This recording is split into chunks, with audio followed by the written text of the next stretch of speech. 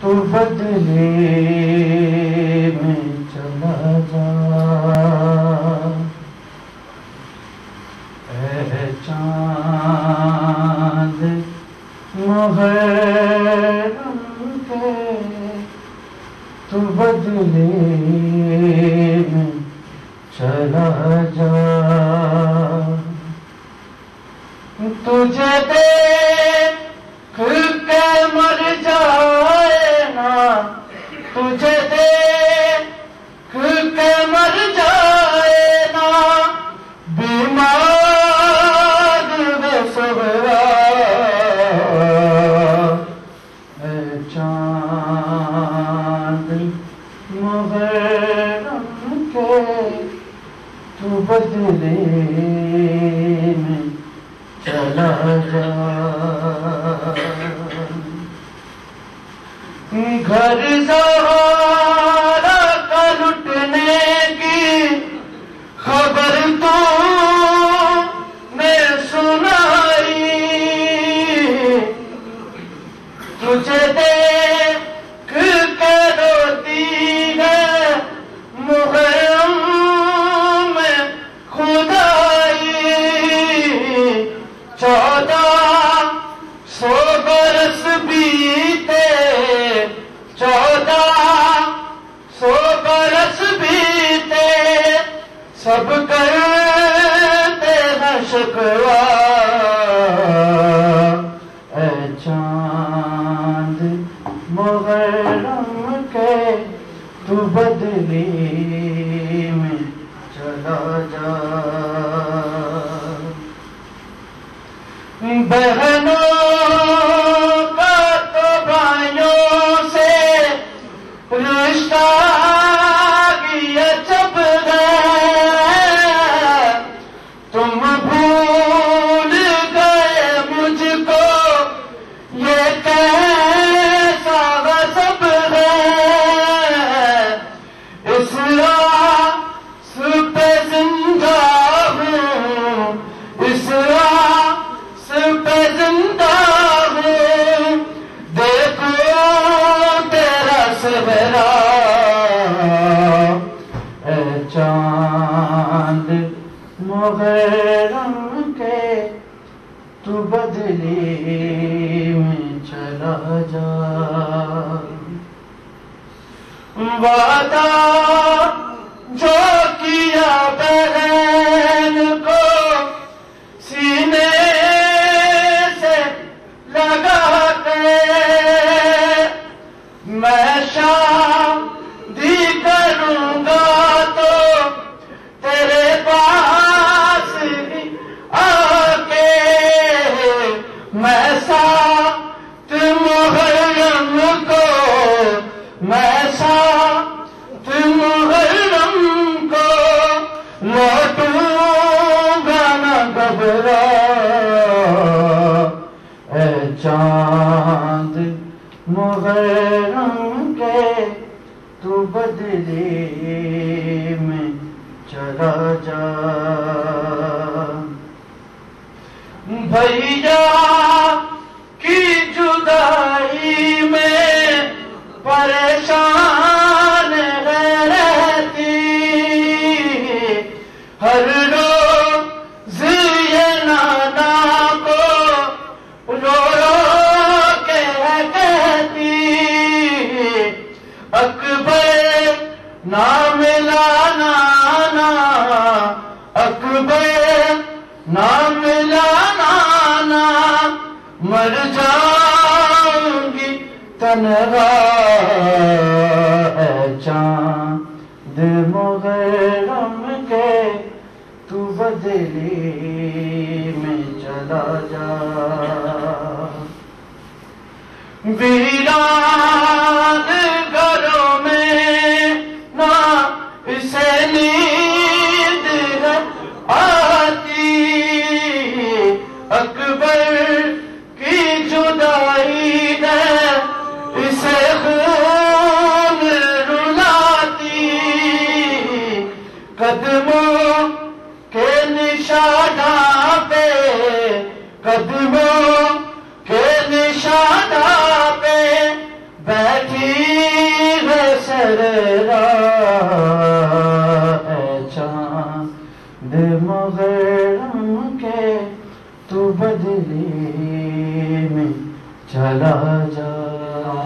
بسم العلیم من الشیطان اللعین الرجیم، بسم اللہ الرحمن الرحیم، الحمدللہ الذی ہدانا لہذا وما كنا لنهتدي لولا ان هدانا الله لقد جاءت رسل ربنا بالحق، الصلاة والسلام على النبي الأمي مكي المدني عربي القرشي الرسول المصدق والمصطفى الأمجد محمود الأحمد أبو القاسم محمد صلوات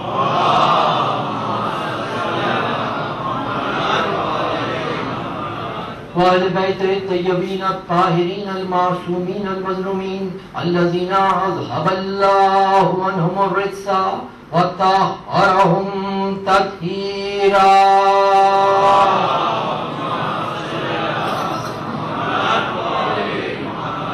لا سیما بقیت اللہ فی الارضین الامام المنتظر والحجت الثانی عشر آیت اللہ العظمی والحجت الکبری روحی وارواح العالمین لترا بمقدمہ الفدا ولعن علی اعدائہم وعلی غاصب حقوقہم وعلی منکر فضائلہم من الان الى قیام یوم الدین۔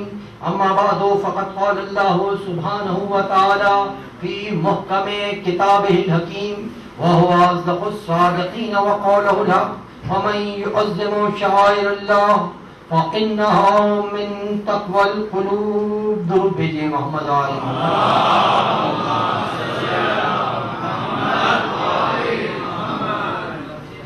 ارشاد رب العزت ہو رہا ہے کہ شعائر اللہ کا احترام کرو کہ یہی دلوں کا تقوی ہے۔ شعائر جمع ہے شعیرہ کی، اور شعیرہ لغت میں علامت کو کہا گیا ہے، جو کسی شے کی علامت ہو اسے شعیرہ کہتے ہیں۔ چونکہ علامت کو علامت اس لیے کہا جاتا ہے کہ وہ ذریعہ علم ہوتی ہے، اس لیے اسے علامت کہتے ہیں۔ تو بہرحال علامت جس چیز کو کہیں اسے شعیرہ ہے، اور شعیرہ کی جمع شعائر ہے، شعائر جمع ہے۔ اب یہاں پر چونکہ تمہید کا وقت نہیں، لہذا شعیرہ شعائر ان چیزوں کو کہا جاتا ہے۔ علماء نے مفسرین نے آیہ وافی ہدایہ کے ذیل میں لکھا کہ جس کو دیکھ کر ذہن کسی دوسری طرف کسی شخصیت کی طرف جائے تو اس کی علامت ہوا کرتی ہے۔ ذہن اس عنصر کی طرف جائے، اس مقصد کی طرف جائے تو اس شے کی اس کی علامت ہے، اسے شاعر کہتے ہیں۔ شاعر اللہ سے مراد یہ کہ وہ شاعر وہ چیزیں کہ جب ہم اس کو دیکھیں تو ہمارا ذہن اللہ کی طرف چلا جائے، اسے شاعر اللہ کہا جاتا ہے۔ اب یہاں پر شاعر اللہ کیا ہے؟ جمع شاعر کی، شاعر اللہ کا نام عالم نے کہا، اور شاعر جمع ہے کہ بہت سارے شاعر اللہ ہیں، مگر کلام پاک میں دو مختصر ترین آیتوں میں خلاق عالم نے شاعر اللہ کی تعریف کی ہے۔ پورے کلام پاک میں فقط دو آیتیں ہیں جہاں پر شاعر کا لفظ استعمال کر کے خلاق عالم نے توصیف کی ہے۔ سب سے پہلے دونوں آیے وافی ہدایہ، آگے پیچھے سورہ بقرہ کی آیت، ان الصفا والمروہ من شعائر اللہ۔ یہ صفا اور مروہ دونوں پہاڑیاں یہ شاعر اللہ ہیں، اللہ کے شاعر ہیں۔ اور دوسری آیت والبدن جعلناہ لکم من شعائر اللہ لکم فیہا خیر، یہ قربانی کے جانور شاعر اللہ ہیں، ان کا احترام کرو۔ اب یہاں پر ہماری فکریہ یہ ہے کہ دونوں چیزیں شاعر اللہ ہیں، صفا و مروہ بھی شاعر اللہ ہے، قربانی کے جانور بھی شاعر اللہ ہیں۔ صفا و مروہ، اب آپ بتائیں تاریخ کی کسی حیثیت سے کوئی بتایا جائے کہ صفا و مروہ پر اللہ کے عالم کا کوئی جلوہ آیا تھا، طور کی طرح خداوند کریم نے وہاں پر کوئی جلوہ دکھایا تھا؟ نہیں، کوئی جلوہ نہیں آیا، کوئی اللہ کے عالم پر نہیں، فقط منسوب ہے صفا و مروہ خدا کی ایک برگزیدہ بندی کے کنیز کے عمل سے مملوک ہے۔ حضرت حاجر علیہ السلام اسماعیل کے لیے پانی کی تلاش میں صفا سے مروا گئی، مروا سے صفا گئی، 7 مرتبہ جب چکر لگایا خدا نے اس عمل کو اتنا پسند کر دیا کہ وہ دونوں پہاڑیاں جن کے درمیان ہاجرہ نے سلسلہ قائم کیا تھا وہ شاعر اللہ بن گئی۔ اور کوئی جاننا لکم من شاعر اللہ، قربانی کے جانور، قربانی کے جانور کیا ہے؟ حضرت اسماعیل ابراہیم علیہ السلام نے جب جناب اسماعیل کو ذبح کرنے لگے ارادہ کیا، حکم اللہ کے عالم سے اسماعیل کی جگہ ایک دمبا آ گیا، ایک جانور آ گیا، وہ ذبح ہو گیا، جانور ذبح ہو گیا۔ اور اس کے بعد قیامت تک وہ شاعر اللہ کی منزل پر ہے۔ تو آپ نے دیکھا جو خدا کے کسی برگزیدہ بندے کا عمل ہو اللہ کے عالم اسے شاعر اللہ قرار دیتا ہے۔ تو میں آپ سے پوچھتا ہوں اگر اسماعیل کے نام پر قربان ہونے آنے والا دمبا شاعر اللہ بن سکتا ہے تو حسین کے نام پر جان دے دینے والا سلجھنا شاعر اللہ کیسے بن سکتا ہے؟ شاعر اللہ اپنے علی کے شاعر کی منزل اور ایک شادگاہ اور شاعر اللہ صفا مروا شاعر اللہ ہے۔ تو اگر کسی برگزیدہ ہستی کے ہاتھوں میں کوئی علم آ جائے تو وہ شاعر اللہ نہیں بن سکتا۔ اللہ کے شاعر کی منزل، یہ علم، یہ پرچم، مختصراً کہ علم اور پرچم کسے کہتے ہیں؟ تو علم، پرچم، لواء، رایت، جھنڈا، نشان، مختلف لفظیں، مختلف اصطلاحات ہیں جو مختلف زبانوں میں مختلف قوموں نے مختلف اعتبارات کے لحاظ سے استعمال کی، اور قوموں کی تاریخ میں اس چیز کا تذکرہ ہمیں ہمیشہ ملتا ہے کہ ہر قوم نے اپنے پرچم کی عزت و عظمت کا خیال رکھا۔ اگر قوموں کی تاریخ پر بھی وقت نہیں ہے مختصراً اگر ہم قوموں کی تاریخ پر غور کریں تو قوموں نے خصوصیت سے زندہ رہ جانے والی قوموں نے اپنے نشان، اپنے پرچم کو اپنی عزت و عظمت کا حامل تصور کیا، اور اس کی اتنی ہی عزت کی جتنی مجموعی طور پر اپنے قومی وقار کی عزت کی گئی تھی، اتنی ہی عزت اپنے جھنڈے کی تھی۔ یہ نشان، یہ پرچم کل کی دنیا میں بھی تھا، آج کی دنیا میں بھی ہے، ایام جاہلیت میں بھی تھا اور اسلام کے وقت میں موجود تھا۔ ہر دور میں پرچم ہمیں ہر حالت میں نظر آتا ہے۔ اب جہاں تک اس بات کا تعلق ہے کہ عام طور پر اس کا آغاز کہاں سے ہوا، تو کوئی بہت زیادہ مربوط چیز ہمیں اس تاریخ میں نہیں ملتی کہ اس کا آغاز کس جگہ سے ہوا، یعنی اسلام سے ہٹ کے پہلے کام کی تاریخ کے بعد سے نہیں ملتی کیا ہوتا ہے۔ مگر اجمالاً اتنا تذکرہ ہمیں ہر جگہ ضرور ملتا ہے کہ پہلے زمانے میں، قدیم زمانے میں قوموں کی انفرادیت اور ملکوں کی تشکیل کا واحد ذریعہ جنگ و جدال اور لشکر کشی ہوا کرتی تھی، اور اس زمانے میں فوجیں غیر منظم تھیں، ان کو ایک جگہ پر مرتب کرنا مشکل ہو گیا تھا، کوئی نشان نہیں تھا، کوئی پرچم نہیں تھا کہ فوجوں کو باخبر کیا جائے کہ تمہارا لشکر یہ ہے۔ تو اس بات کی ضرورت محسوس ہوئی کہ کوئی ایک ایسا نشان ہو، کوئی ایک ایسی علامت ہو جس سے فوجیں منظم ہو جائیں، فوجوں کو پتہ چلے یہ نشان ہمارا نشان ہے، اور جو اس نشان کے سائے تلے نشان کے ساتھ آ جائے وہ اپنی فوج پہ تصور کرے کہ یہ اس فوج کا سپاہی ہے، دوسرے نشان کے پیچھے دوسری فوج کا سپاہی ہے، اس نشان کے پیچھے اس فوج کا سپاہی ہے۔ تو لہذا اس طریقے سے پرچم کا آغاز کیا گیا فوجوں کو منظم کرنے کے لیے، فوجوں کو ایک مقام پر لانے کے لیے، اور اس کے بعد یہ سلسلہ اس طریقے سے قائم ہوا کہ آئندہ آنے والے زمانے میں یہی پرچم قوموں کے استقلال کی علامت بن گیا۔ اور آج وہ دور ہے کہ ہر ملک کا، ہر قوم کا اپنا ایک الگ پرچم ہے جو اس کی وحدت کی پہچان ہے، جو اس ملک کی علامت بن گیا۔ آغاز وہاں سے ہوا تھا اور اس منزل تک آیا کہ اس چیز کی علامت وہ جھنڈا اور جگ بن گیا۔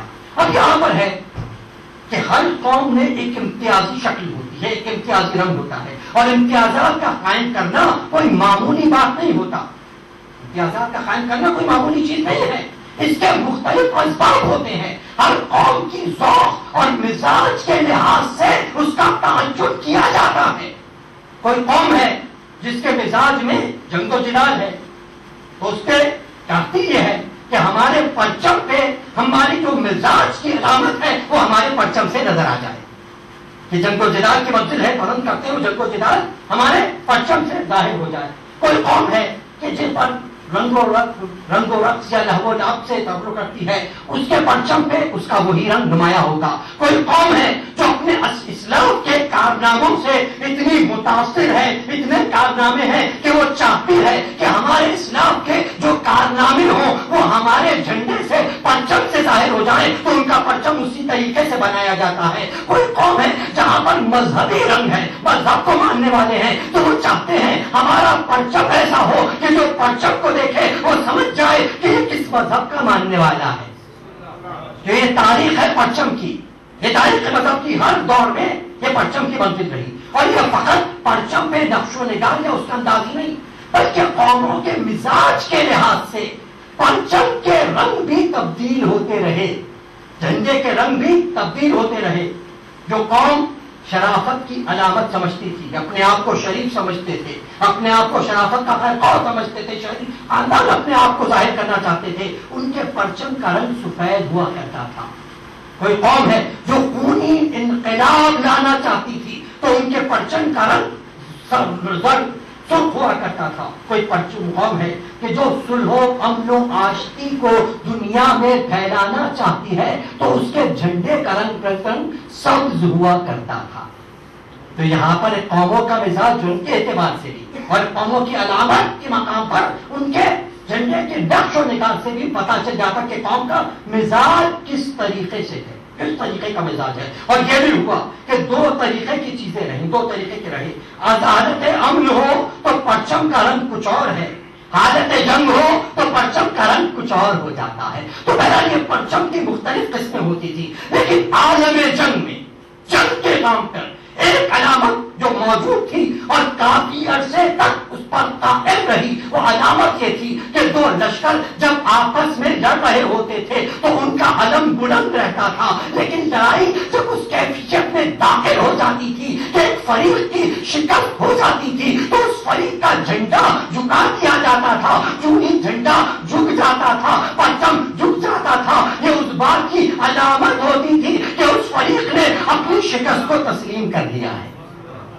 اس نے اپنی شکست کو تسلیم کر لیا ہے. تو بہرحال یہی علامتیں، یہی چیزیں جنگ کے لحاظ سے، جھنڈے کے لحاظ سے اور پرچم کے لحاظ سے، یعنی جو لوگ جہاز رانی کا کرتے ہیں ان کو پتا ہے کہ جب کبھی بھی جہاز پانی سمندر میں سفر کرتا ہے تو اگر وہ ٹیریٹری ایسی ہو کہ کسی کی ملکیت نہیں ہو، تو وہاں پر جس ملک کا اور جس مالک کا وہ جہاز ہے اس کا پرچم لہرایا جاتا ہے. مگر ادھر جہاز کسی خاص ملک کے احاطے میں داخل ہو گیا، ادھر اس جہاز پر اس ملک کا جھنڈا لہرانا ضروری ہو جاتا ہے. تو یہ پرچم کی علامتیں ہیں، یہ پرچم کی قسمیں ہیں، اور یہ پرچم کا آغاز ہے. اگر اسلام میں دین الہی میں سب سے پہلے پرچم کا جو آغاز ہوا، وہ آغاز ہوا حضرت آدم علیہ السلام کی اولاد میں، کہ جب قابیل نے اپنے حسد کے جذبے سے حاضر ہو کر حضرت حابیل علیہ السلام کو قتل کر دیا، تو حضرت حابیل کے بھائی جناب شیش علیہ السلام نے اپنے بھائی کا بدلہ لینے کا تہیہ کیا.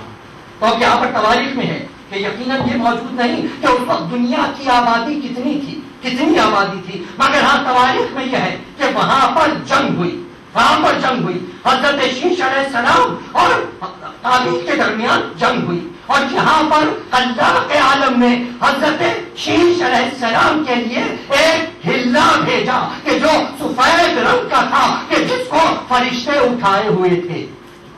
یہ پہلا پرچم ہے، یہ پہلا آغاز ہے.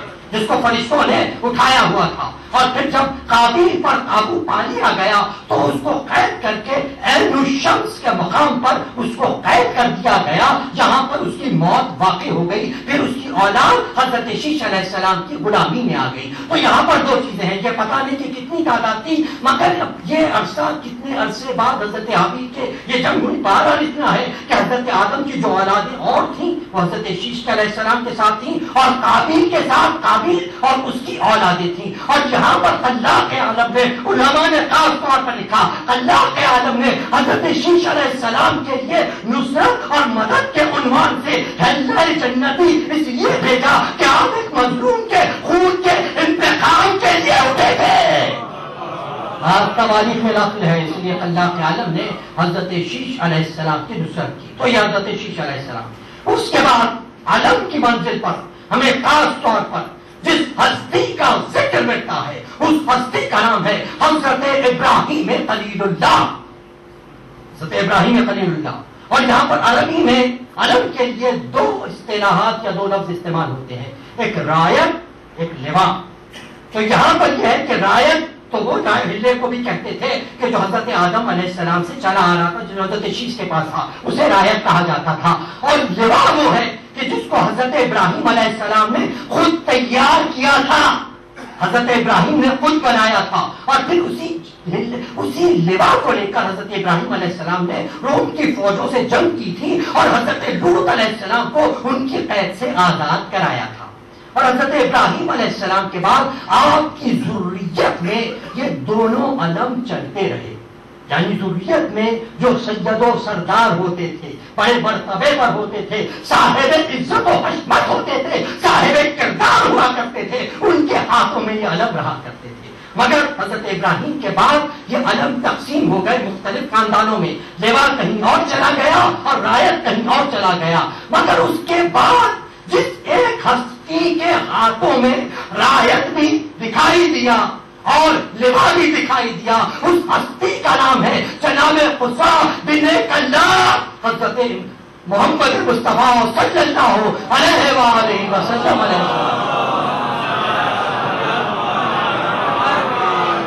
جناب قصا بن کلاب، ان کے ہاتھوں میں دونوں علم تھے، رایت بھی ان کے ہاتھوں میں تھا اور لواء بھی انہی کے پاس تھا، مگر ان کے بعد علم تقسیم کر دیے گئے، اور رایت جو تھا وہ حضرت عبد المطلب کے وراثت میں آیا، اور حضرت عبد المطلب کے ذریعے سے حضور قطنی مرتبت کے پاس آیا، اور حضور اکرم نے اس علم کو مخصوص کر لیا بنی ہاشم کے لیے، بنی ہاشم کے لیے اس علم کو مخصوص کر لیا۔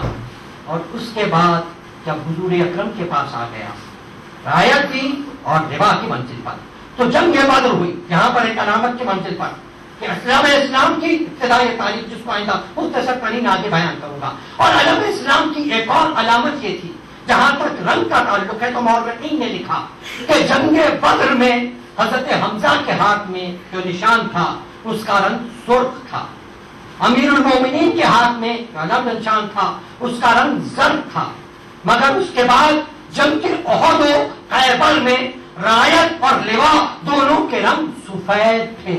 یہ تاریخ کے اعتبار سے پھر تاریخ میں یہ رنگ تبدیل ہوتے رہے کہ بنی امیہ نے اپنے لیے سرخ رنگ کا انتخاب کیا، بنی عباس نے اپنے لیے کالے رنگ کے پرچم کا انتخاب کیا، تو علویان نے خصوصیت سے حضرت امام علی ابن موسی الرضا علیہ السلام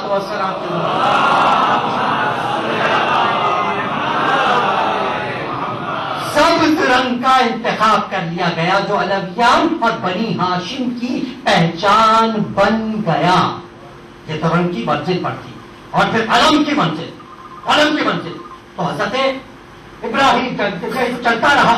پھر جہاں پر جب اسلام کی پہلی جنگ ہوئی اس کے اندر امیر المومنین کے ہاتھ میں ایک رایت تھا اور حضرت حمزہ کے ہاتھ میں ایک علم تھا، اس کی منزل پر تھی۔ اس کے بعد جنگ احد کی منزل، جنگ احد میں رایت تو امیر المومنین کے ہاتھوں میں ہی تھا، مگر لواء خاندان عبدالدار کہ جن کی ذریت سے، جن کی نسلوں سے، ان کے آبا و اجداد کی نسلوں سے لوا ان کے ہاتھوں میں چلا آ رہا تھا، اور انہوں نے کچھ ان میں سے تواریخ میں ہے کہ بعض جو ہے نا کافر بھی ہو گئے تھے، بعد میں انہوں نے اسلام قبول کیا، پہلے وہ تاریخ کا حصہ ہے، لیکن جنگ احد میں خاندان عبدالدار میں لوا چلا آ رہا تھا، تو جب جنگ احد میں پیغمبر اکرم نے اس لوا کو حضرت مصعب ابن عمیر کے ہاتھوں میں دیا، مصعب ابن عمیر کے ہاتھوں میں دیا۔ حضرت مصعب ابن عمیر جنگ احد میں جوان مردی سے لڑے اور لڑتے ہوئے شہادت کے جب درجے پر فائز ہو گئے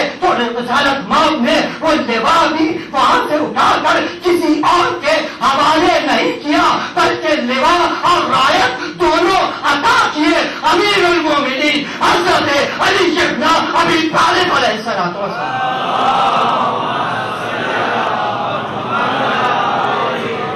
دونوں علی کے ہاتھوں میں رہے، اور یہ تاریخ کی منزل پر، علماء کی منزل پر تاریخ اس بات کی گواہ ہے۔ تاریخ نے کہا کہ جنگ بدر سے لے کر جنگ حنین تک اسلام کا پرچم جہاں کہیں بھی اگر علی مرتضیٰ موجود تھے تو پیغمبر اکرم نے کسی کو نہ لوا دیا نہ رایت دیا، جہاں علی موجود تھے وہاں دونوں علم امیر المومنین کے ہاتھوں میں رہے۔ اس پر تاریخ متفق ہے، ترمذی نے لکھا، مصدرک نے لکھا، سب نے لکھا امیر المومنین کے ہاتھوں میں تھے۔ کچھ لوگوں نے اختلاف کیا اور کہا کہ سعد بن عبادہ کے پاس پیغمبر کا علم لکھا ہوا تھا، وہ خاص طور پر عرض المطالب میں اور ترمذی میں نقل کرتے ہیں کہ عالم صلح میں سعد بن عبادہ کے پاس اسلام کا علم رہا کرتا تھا، مگر جو ہی جنگ کا آغاز ہو جاتا تھا پیغمبر سعد سے وہ علم لے کر علی مرتضیٰ کو بھیج دیا کرتے تھے۔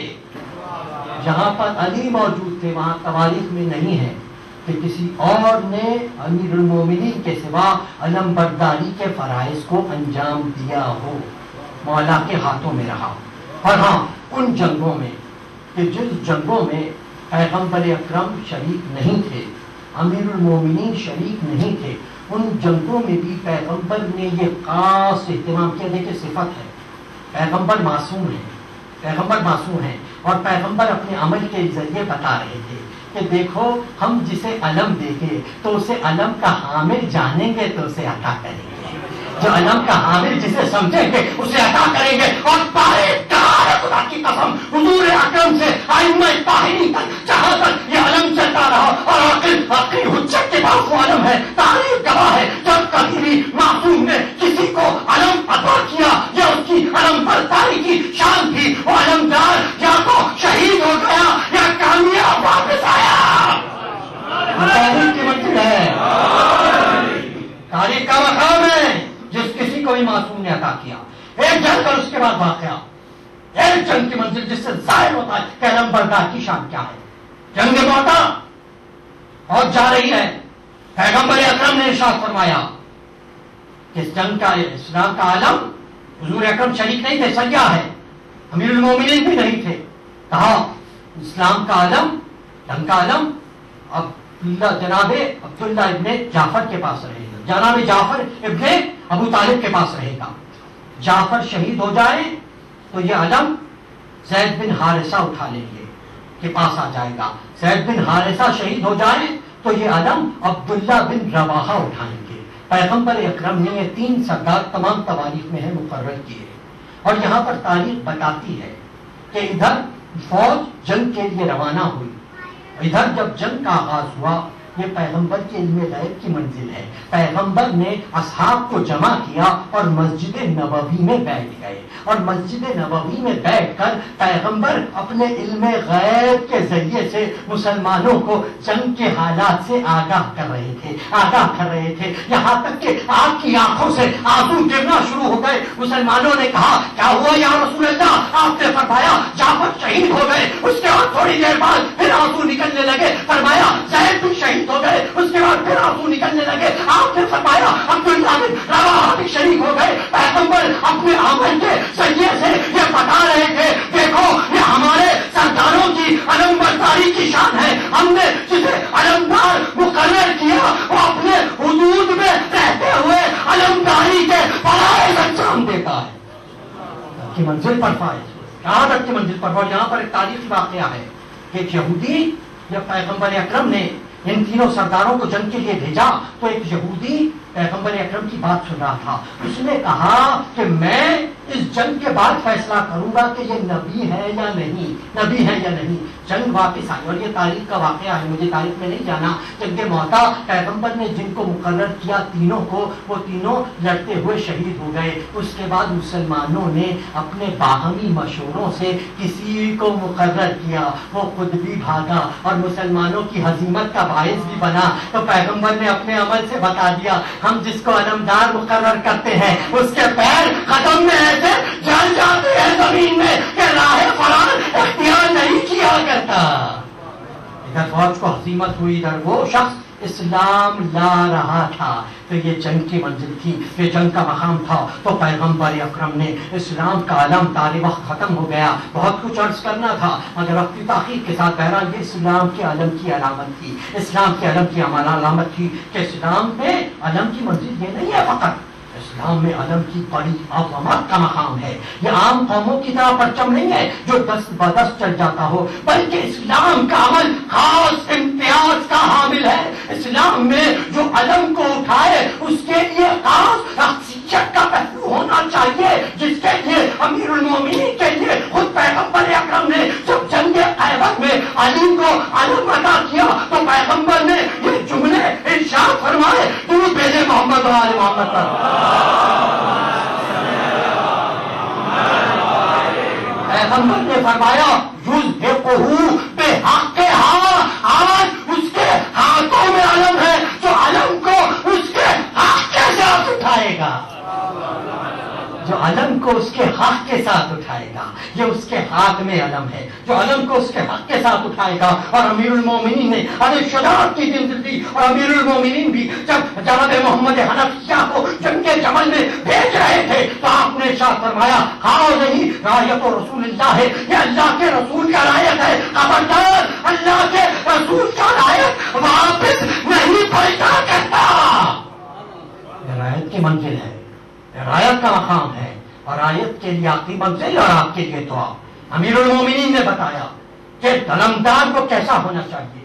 ارشاد فرمایا جنگ صفین میں فوجوں کو مخاطب کرتے ہوئے خبردار یہ پرچم اپنے مرکز سے ہٹنے نہ پائے, جو سب سے زیادہ بہادر ہو وہ اس علم کا محافظ ہو, جو شدائد کا مقابلہ کر سکتا ہو, جو مصائب کو جھیل سکتا ہو, وہی اس علم کا وارث ہونے کے قابل ہے. اور جو علم کا اہل ہوتا ہے, وارث ہوتا ہے, وہ علم کی حفاظت کرتا ہے, اس کے گرد اور گرد رہتا ہے, چاروں طرف سے اس کی حفاظت کرتا ہے. اور علم کے محافظ کی شان یہ ہوتی ہے کہ وہ زیادہ پیچھے نہیں رہ جاتا کہ علم دوسروں کے ہاتھوں میں آ جائے, نہ زیادہ آگے بڑھ جاتا ہے کہ علم پیچھے رہ جائے. امیر المومنین نے بتایا کہ جہاں پر علمدار کی علم کی شان بتائی وہاں پر میرے مولا نے یہ بھی بتا دیا کہ علمدار کی شان کیا ہے. علمدار کی شان یہ ہونی چاہیے کہ وہ مسائل کا صابر ہو, وہ استقلال والا ہو, وہ محافظ ہو, وہ امانت دار ہو, وہ بہادر ہو, وہ شجاع ہو. آپ کی منزل ہو جب یہ صفتیں ایک جگہ پر جمع ہو جائے تو وہ ہوتا ہے جو حامل علم ہو سکے. اور پھر پیغمبر اکرم نے جنگ خیبر میں اس مسئلے کو اس طریقے سے بیان کر دیا کہ آپ نے بتا دیا کہ دیکھو اللہ کے علمدار کی شان کیا ہونے چاہیے. جب 3 دن تک یا 40 روز تک فوج واپس آتی رہی تو پیغمبر نے جملہ ارشاد فرمایا, درود بھیجے محمد و آل محمد.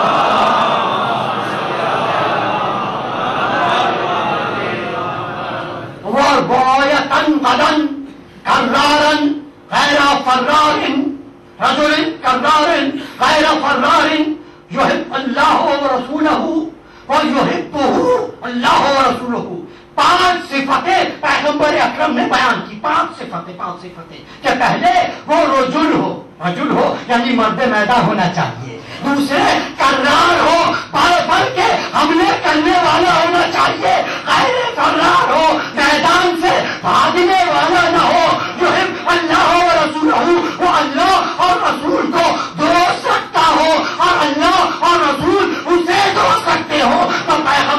پیغمبر نے جملات کرنا چاہتا ہوں بڑے محبت کے ساتھ التماس کے ساتھ. پیغمبر نے علمدار کی 5 صفتیں بتائیں. یہی وجہ ہے کہ آج جس کے پاس یہ 5 صفتیں اس طریقے سے محکم ہو گئی کہ اب تک علم پر 5 کا پنجہ ہے, وہی علمدار کی منزل ہے.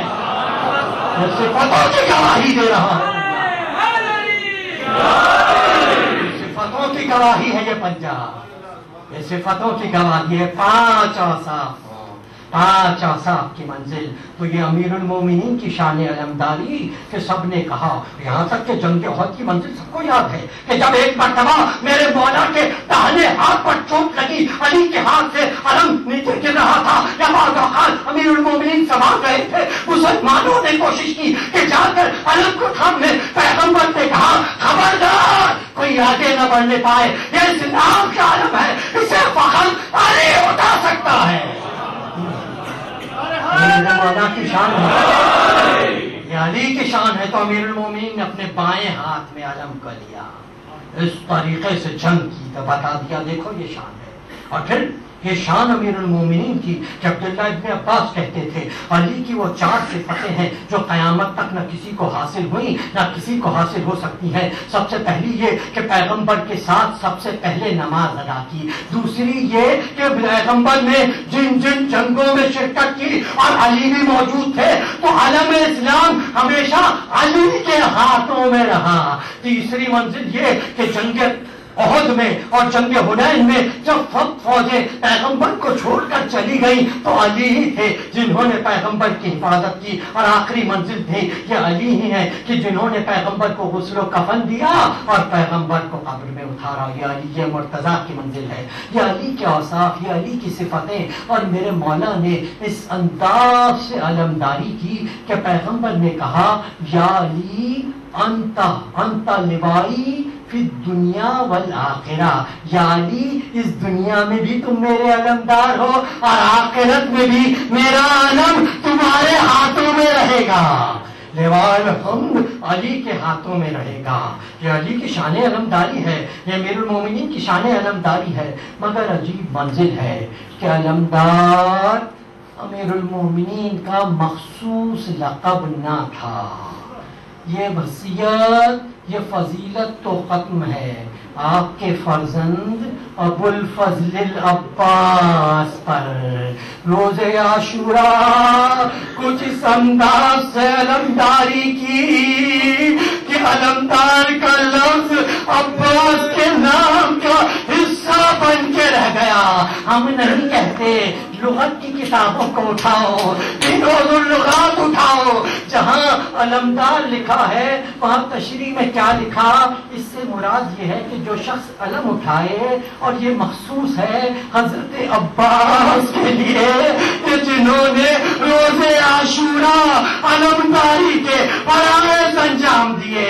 یہ عباس ہے, یہ عباس ہے. اور عباس کی شان علمداری دیکھنی ہے. آج اس قرآن میں جہاں جہاں مجلس عطا برپا ہو رہی ہے, جہاں جہاں حسین کا ذکر ہو رہا ہے, جہاں جہاں حسین کا تعزیہ ہے, وہاں وہاں غازی کا علم موجود ہے. اور یہ علم گواہی دے رہا ہے. کربلا میں روز عاشور عباس نے کچھ انداز سے علم کو بلند کیا کہ بازو کٹ گئے مگر علم آج بھی بلند ہے, علم آج بھی بلند ہے. یہ عباس, یہ شان علمداری, یہ عباس علمدار. جب کبھی بھی ذکر آیا عباس علمدار, علامہ رشید ترابی مرحوم آج اللہ مقامہ, اس علم سے ہم سبوں کی شان ہے. ابن حیدر یہ تیرا احسان ہے, یہ احسان عظیم, یہ نشان جو قیامت تک وفا کا نشان ہے, جو قیامت تک شجاعت کا نشان ہے, جو قیامت تک کرم بردار کی منزلتوں کا نشان ہے. یہ عباس, یہ عباس کچھ اس انداز سے علمداری کی کہ لفظ مخصوص ہو کر رہ گیا. یہ شان علمداری تھی. مگر ہاں ارباب عزا, ایام عزا کا آغاز ہو گیا. کیونکہ یہ دستور ہے ہمارے پاس کہ محرم کا چاند ہو یا نہ ہو 29 ذوالحج سے قضاخانے سج جاتے ہیں، علم استاد ہو جاتے ہیں، کیونکہ اور کوئی آئے نہ آئے ایک بیوی ایسی ہے، ایک بیوی ایسی ہے جہاں جہاں حسین کا ذکر ہے، جہاں جہاں حسین کا ماتم ہے، فاطمہ زہرا بے قدمہ فاطمہ زہرا آ جاتی ہیں۔ ہر باب ازاں اس مہینے کا آغاز ہو رہا ہے کہ جس کی 10ویں کو فاطمہ زہرا کا بھرا گھر لٹ گیا، جس کی 10ویں کو پنجے تلے پاک کا خاتمہ ہو گیا، جس کی 10ویں کو حسین کبھی سہیل کا لاشا اٹھا کے لائے، کبھی مسلم کا لاشا اٹھا کے لائے، عزیزوں کی باری آئی تو حسین نے کبھی اون و محمد کے لاشیں اٹھائے، کبھی قاسم کے لاش کے ٹکڑے ابا کے دامن میں فاطمہ کا لاش جمع کر کے لایا، کبھی عباس کو نہر القمہ کے کنارے سلا دیا، کہا تھا مولا خیمے میں نہ لے جائیے گا، مولا خیمے میں نہ لے جائیے گا مولا۔ مولا نے پوچھا کیوں عباس؟ کہا مولا میں سکینہ سے شرمندہ ہوں، پانی نہ لا سکا، خیمے میں نہ لے جانا مولا، فراق کے کنارے آج بھی عباس کا قبضہ ہے۔ عباس آخر میں اس کا ذکر ہے جس کی 10ویں کو حسین ایک 6 ماہ کے بچے کو اپنے ہاتھوں پر لے کر آئے، علی اصغر تیر کا نشانہ بنے ہے، یہ حسن سیمن محرم ہے، ایام اعضا کا آغاز ہے، بسر باب اعضا طریقہ ہے۔ آج 29 ذوالحج ہے نا، 29 ذوالحج ہے نا، ذرا ذکر ہو جائے، طریقہ ہے کہ اس واقعے کا ذکر کر دوں کہ کس طریقے سے حسین ابن علی مدینے سے چلے تھے۔ حسین دربار سے بیعت کا انکار کر کے بیت الشرف میں تشریف لائے، بیت الشرف میں آنے کے بعد زینب سے کہا زینب سامان سفر تیار کرو، جس کو لینا ہے اس کو ساتھ لو، جس کو چھوڑنا ہے اس کو چھوڑ دو۔ یہ کہہ کے نبی کا بے کس نواسا نانا کی قبر پہ آیا، چاہنے والا نواسا ہے نا، کبھی کاندھے میں رسول بٹھاتے تھے، کبھی پشت پہ بٹھاتے تھے، قبر سے ملک کے حسین روئے، کہنے لگے کم جینے سے ہوں پاس اپنے، بلا لو نانا اپنی تربت میں نواسے کو چھپا لو نانا۔ صدائی حسین عراق کی طرف چلو بیٹا، بچپن کا وعدہ وفا کرنا ہے۔ اور حسین ابن علی نے نانا کو سلام کیا، آخری سلام کیا، اس کے بعد بھائی کی قبر پہ آئے، بھائی حسن سے لپٹے، بھائی حسن کو رخصت کیا، اس کے بعد ماں کی قبر کی طرف چلے۔ یہاں پر تاریخ کہتی ہے، مورخین کہتے ہیں حسین جب نانا کی قبر پر گئے بڑی شان سے گئے، احتمام کے ساتھ گئے، بھائی کی قبر پر گئے بڑی شان سے گئے، مگر جو ہی حسین کی نظر ماں کی قبر پر پڑی، کس طریقے سے کوئی بچہ اپنی ماں کے پاس جاتا ہے، یہ بن جائے قبر سے اماں حسین آیا ہے، اماں آخری رخصت ہے، بے قسموں سے رخصت ہوئے، فاطمہ زہرا سے رخصت ہوئے۔ ایسے میں تاریخ بیان کرتی ہے حسین گھر میں آئے، کیا دیکھا فاطمہ صغرا چاہنے والی بچی باپ کے قریب آئی، آپ نے کہا بابا کیا ہم ساتھ نہیں جا رہے؟ بابا صغرا ساتھ نہیں جا رہی بابا۔ حسین ابن علی نے دلاسا دیا، بیٹا تم بیمار ہو صغرا، بیمار سفر نہیں کیا کرتے، جب تمہاری صحت ہو جائے گی ہم علی اکبر کو بھیج دیں گے، علی اکبر کو پیش گئے، صغرا کو رخصت کیا۔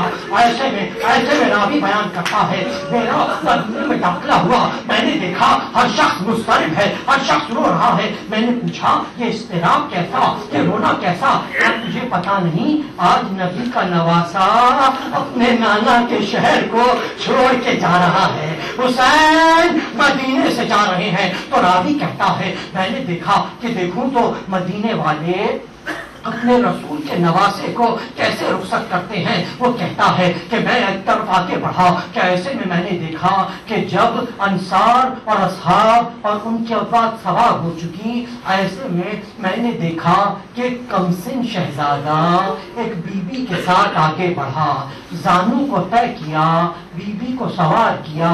میں نے پوچھا یہ بی بی کون اور یہ شہزادہ کون؟ پتا چلا یہ حسن کا یتیم قاسم ہے۔ اپنی ماں ام فروا کو سوار کیا۔ اس کے بعد میں نے دیکھا جوان رانا یوسف ثانی شبیہ پیغمبر کی تصویر ایک بی بی کے ساتھ آگے بڑھا، زانو کو طے کیا، معظمہ کو سوار کیا۔ میں نے پوچھا یہ کون؟ پتا چلا یہ شبیہ پیغمبر علی اکبر ہے۔ اپنی ماں ام لیلا کو سوار کیا۔ ایسے میں ایک ندا آئی لوگوں پیچھے ہٹ جاؤ، رسول کی نواسی آ رہی ہے، فاطمہ کی بیٹی آ رہی ہے۔ میں نے دیکھا آگے عباس علی اکبر، بیچ میں ایک بیوی چادر میں ملبوس، عباس نے محمد کا پردہ ہٹایا، علی اکبر نے سوار کیا۔ میں نے پوچھا یہ بیوی کون؟ اسے پہچان کے بعد پتا چلا یہ رسول کی چھوٹی نواسی فاطمہ کی چھوٹی بیٹی ام کلثوم ہے، ام کلثوم ہے۔ ایسے میں راوی بیان کرتا ہے میں نے دیکھا حسین ابن علی بیت الشرف کے باہر تشریف فرما تھے، بیت الشرف کے باہر تشریف فرما تھے۔ ایسے میں علی اکبر آئے، باپ کے کان میں کچھ کہا، یہ سننا تھا۔ حسین کھڑے ہو گئے، کبھی بیت الشرف میں گئے، کوئی باہر نکلے۔ ایسے میں میں نے دیکھا آگے عباس، ایک طرف حسین، ایک طرف علی اکبر، اور بیچ میں ایک معظمہ بڑے احتشام کے ساتھ، بڑی عزت کے ساتھ۔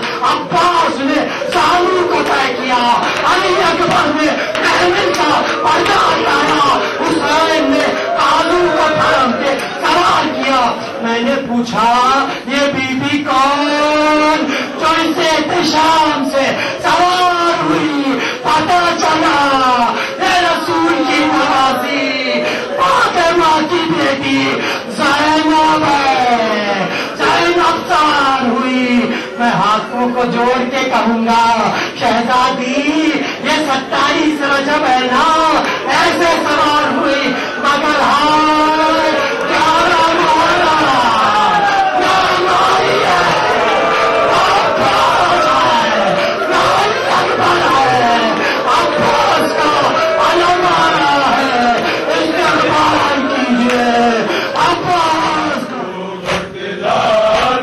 چلو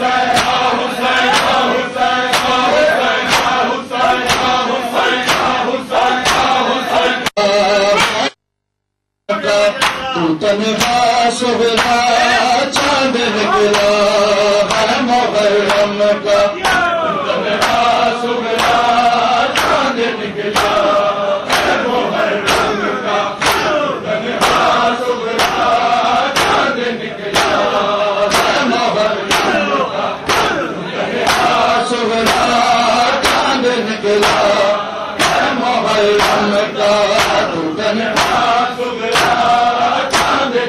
نکلا ہے محرم کا، تنہا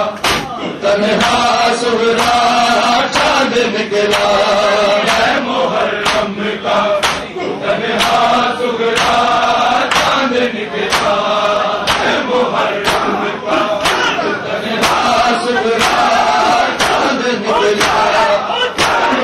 سہرا چاند نکلا ہے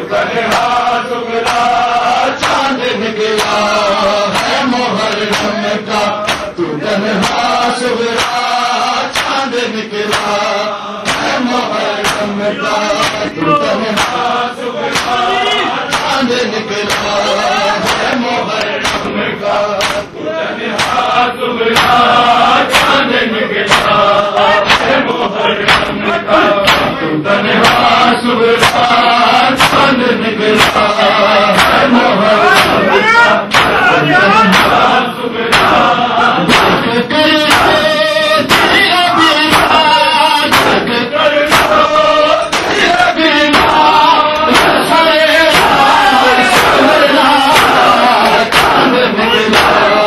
کا،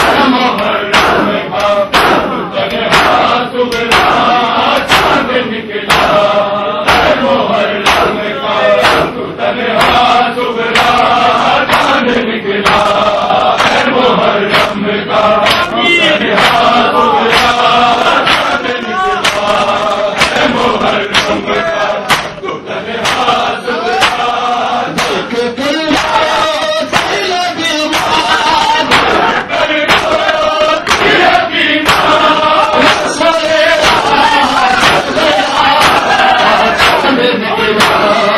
ہے محرم کا، تنہا سہرا چاند نکلا ہے محرم کا، تنہا سہرا چاند نکلا ہے محرم کا، تنہا سہرا چاند نکلا ہے محرم کا، تنہا سہرا چاند نکلا ہے محرم کا، تنہا سہرا چاند نکلا ہے محرم کا، تنہا سہرا چاند نکلا ہے محرم کا، تنہا سہرا چاند نکلا ہے محرم کا، تنہا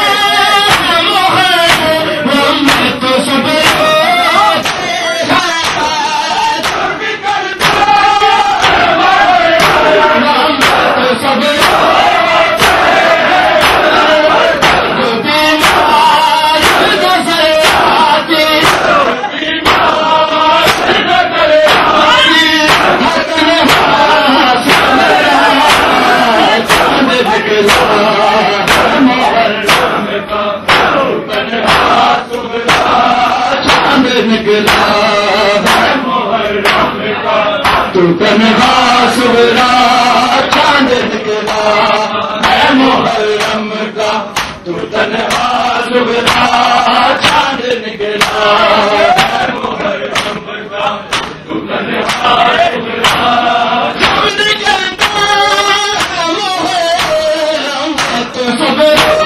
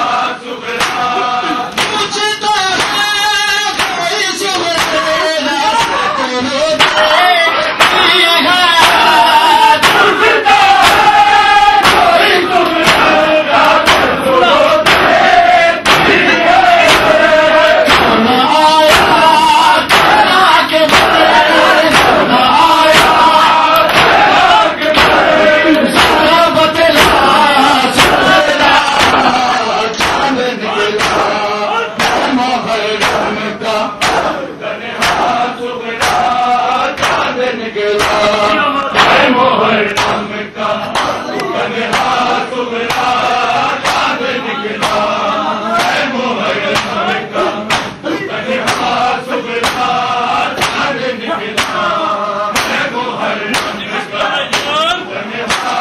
تنہا سغرا پوچھتا ہے کوئی صبح ناس کرو